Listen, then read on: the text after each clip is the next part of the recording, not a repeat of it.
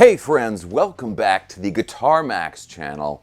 And here at the Guitar Max channel, I check out cool new affordable guitars all the time. I have checked out hundreds of guitars over the years. And the question that I get from people over and over and over again is, hey Max, out of all the guitars that you've checked out, what is the best guitar for a beginner or the best first guitar? Well, to be honest, there are so many good guitars out now that it's less about what you get and more about what you don't get. And by that I mean there are some key features on guitars that you should avoid in a first guitar. Avoiding these particular things can make a huge difference and really help prevent a lot of frustration when someone is starting out. So this video is about the 5 features to avoid on a first guitar. And I've actually got one more that'll throw in the end as a bonus. Okay, feature number 1 to avoid: a Floyd Rose bridge or other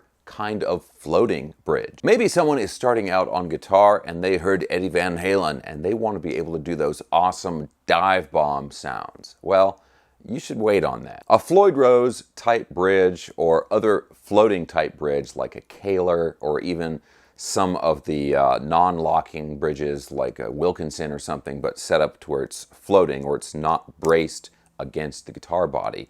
These help you make some really cool sounds on guitar, which I'm actually a big fan of, but they add a huge amount of complication and potential frustration to using the guitar.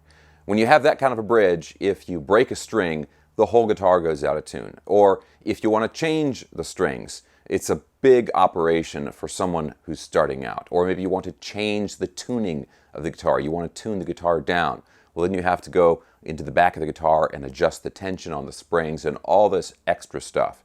And to somebody that is just starting out and just learning how to play guitar, it's not worth it, right? It's too much extra trouble and it's going to discourage them. Here is the typical scenario which plays out in bedrooms across America. So somebody gets their first guitar, right? Maybe like a Jackson, a JS series or something, and it's got a Floyd Rose type bridge on it. And when you get the guitar, maybe somebody tunes it for you, they're helping you set it up for the first time, and you're playing it, cool, great, I'm having a lot of fun. And then you break a string, and you find out that, wow, because one string broke, everything else is out of tune, now I can't play the guitar anymore.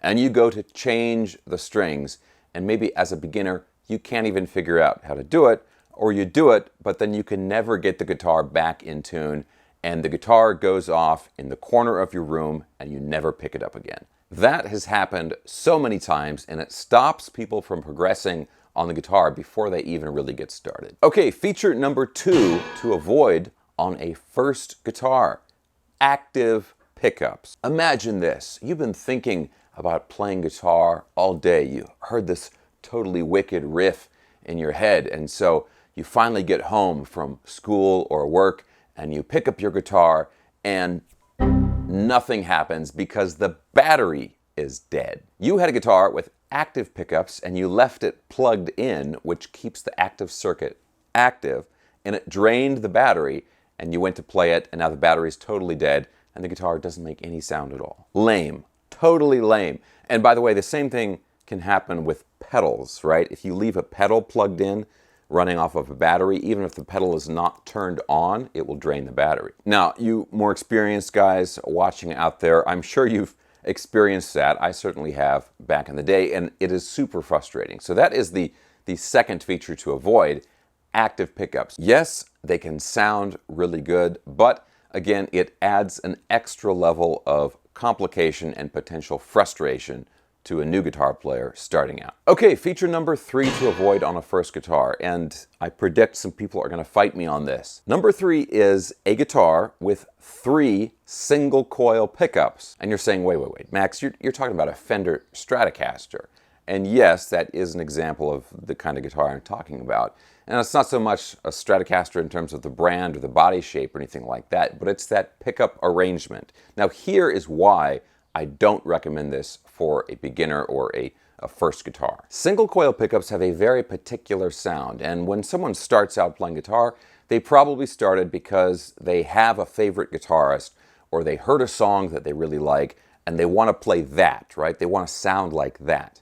The problem with single coil pickups is because they have that unique sound, you often can't get the tone that you really hear in your head. Now, it's possible that somebody starting out today wants to play, the best of Eric Clapton or something like that. I mean, it's possible, but not very likely. Most guitar players, I think, that are starting out today are listening to more modern music, hard rock or metal. And if you want to get those more modern sounding tones, you really need a guitar with at least in the bridge position a humbucker pickup. So a pickup arrangement like a humbucker single-single or hum single-hum or even two humbuckers, those are the kind of pickup arrangements that I recommend for a first guitar. You're going to be able to get a nice variety of different tones, and you will probably be able to get the tone that you heard on the radio or on the recording that you like to listen to. Okay guys, feature number 4 to avoid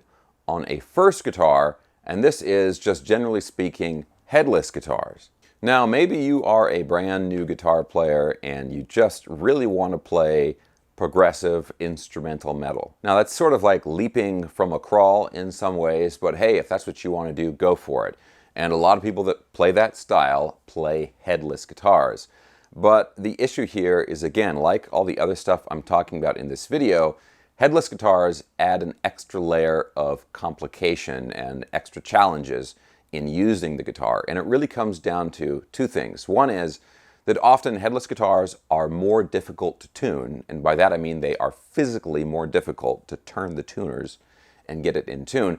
And the other thing is a lot of headless guitars use double ball in strings, so it's more difficult to get the strings and a little bit more difficult, or at least less traditional, methods of getting the guitar in tune and putting new strings on the guitar. Also, some would argue that headless guitars look a little strange. So if you want to bring your guitar over to your friend's house and, hey, check out this new song I've been working on, they're going to be like, is that a guitar? What is that? Vito Bratta finally called and he wants his guitar back. Okay guys, we're down to number 5. Here is the 5th feature to avoid on a first guitar, and this is a flying V body shape. Now, don't get me wrong, I love flying V guitars. I love how they look.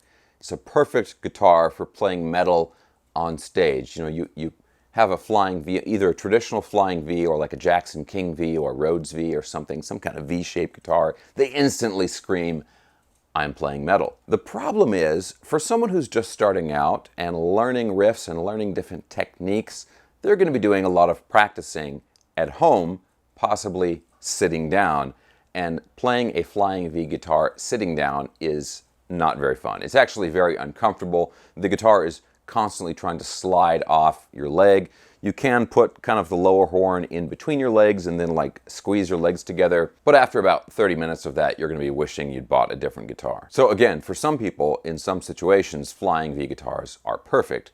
And like I said, I really like them, but I don't recommend them for someone who's just starting out. Okay guys, so those are the 5 big features that I recommend you avoid in a first guitar. But like I said at the beginning, I've got one more sort of bonus one. And I'm just calling this a bonus because it's just, it's a little bit different than all the other stuff. But have you guys ever seen those really cool little thin body acoustic guitars?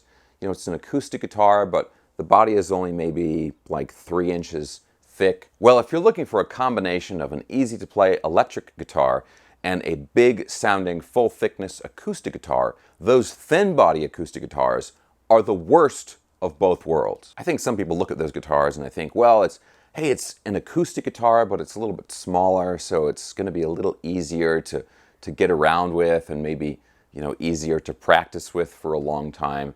But the problem is they just don't really sound very good. They don't have the big projecting tone that a full-size acoustic guitar has, and they also don't really sound like an electric guitar either, even when you plug them in, like if they have a built-in pickup or something like that. They still sound just sort of like a weak acoustic guitar. And they usually still have an acoustic size neck, which is going to be thicker with heavier strings, so they're going to be more difficult to play than an electric guitar. So unless you have some really specific reason for getting one of those guitars, and that would be that maybe you're going to be performing live and you want to have an acoustic guitar that you can plug in and get like a direct sound from, and you don't really care too much about the acoustic sound, I should say.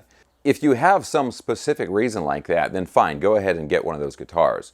But again, for someone who's starting out, who's a beginner, and they're looking for a first guitar, I do not recommend those thin body acoustic guitars. Okay guys, but let me know what you think of all of this stuff down in the comments section below. If you want to argue with me about the 3 single coil pickup arrangement on a first guitar, I don't like it. Maybe you like it. Maybe you've got some good arguments against my position. I would love to hear that down in the comments section below.